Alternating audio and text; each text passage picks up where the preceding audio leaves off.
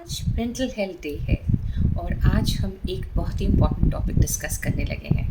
Bullying. आपने कभी ये वर्ड सुना है? बुलिंग मीन्स उद्दंडता, दखल अंदाजी।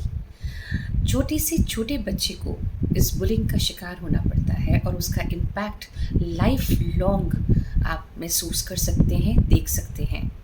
और ये बहुत देर बाद पेरेंट्स को पता चलता है कि उनके बच्चों को बुलिंग की जा रही है।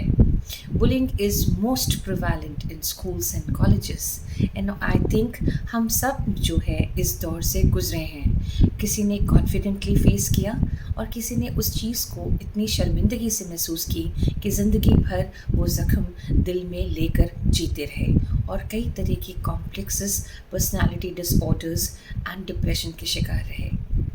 बुलिंग एक ऐसा टैक्टिक है जो स्कूलों में किया जाता है, कॉलेजेस में भी होता है, ऑफिसेस में भी होता है। आजकल तो इंटरनेट में भी बुलिंग शुरू हो गई है। I think you must have heard about it. Bullying को हम कैसे पहचान सकते हैं? अगर बच्चा बहुत अनईजीनेस महसूस करे, एलिमेंट्री लेवल पर वो ये कहे कि मेरे पेट में दर्द है, मैं स्कूल नहीं जाना चाहता, रोज़ पेट दर्द की शिकायत करे, और मिडिल स्कूल में वो ये कहे कि मेरी टीचर और मेरे स्टूडेंट्स जो हैं, मेरी क्लास के जो कंपेनियंस हैं, वो बहुत स्टूपिड हैं, they don't have appropriate behaviour, आप समझ लीजिए कि वहाँ बुलिंग है and he is not comfortable over there. Bullying के सिम्टम्स बच्चों में बहुत जल्दी नज़र आने लगते हैं। They will be anxious, they will be feeling less physically and mentally disturbed while going to schools and colleges.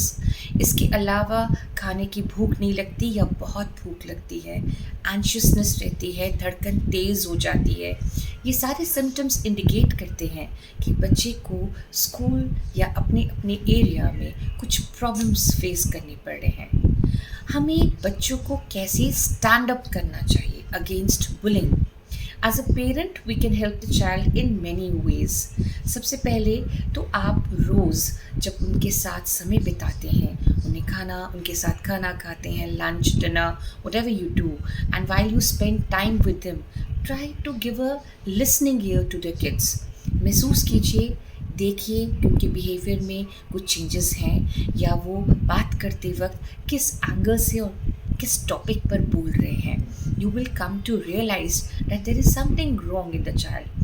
Eight times बच्चे बताते नहीं हैं, उन्हें ये डर होता है, the parents will revolt, the parents will come to school and fight back with the authority and they get scared, they feel embarrassed, ashamed of all this thing, इसलिए वो बताते नहीं। और हम पेरेंट्स की समझदारी इसी में है कि हम इन चीज़ों को समझें और उसको कॉन्फिडेंटली और समझदारी से हैंडल करें। हम स्कूल काउंसलर की मदद ले सकते हैं, स्कूल अथॉरिटी की मदद ले सकते हैं, हम क्लास टीचर की मदद ले सकते हैं।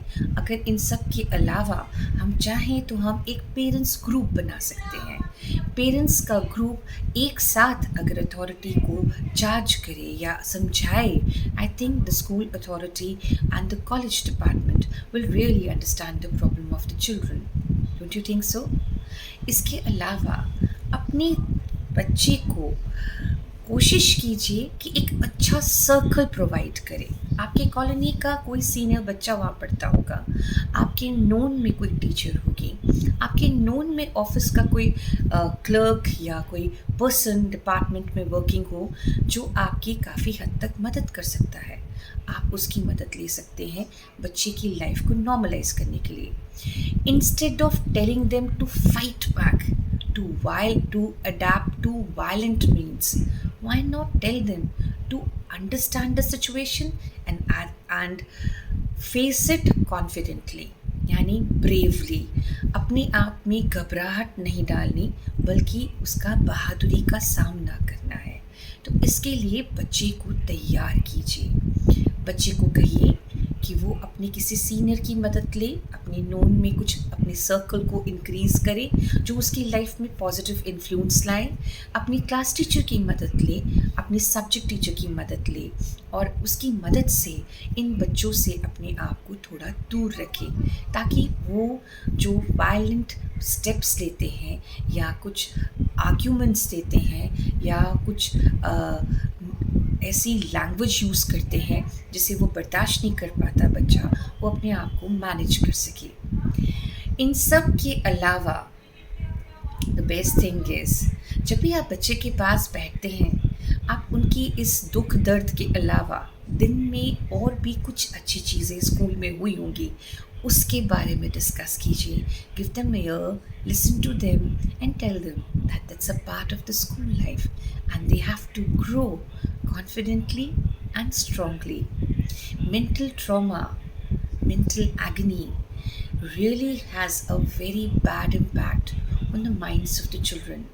जब वो बड़े हो जाते हैं, अडल्ट बनते हैं, उनकी पर्सनालिटी में बहुत सारी प्रॉब्लम्स आ जाती हैं। Once they had faced all these kind of traumas in their life, that is bullying in every way, they can grow up to be a very introvert kind of children.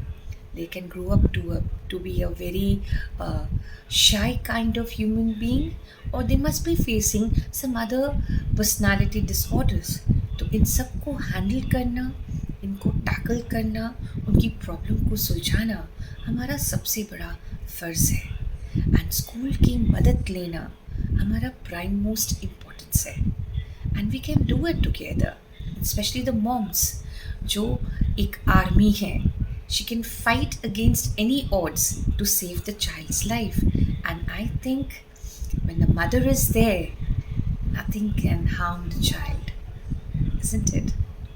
So I hope you can understand and you can give your comment in the comment box regarding bullying.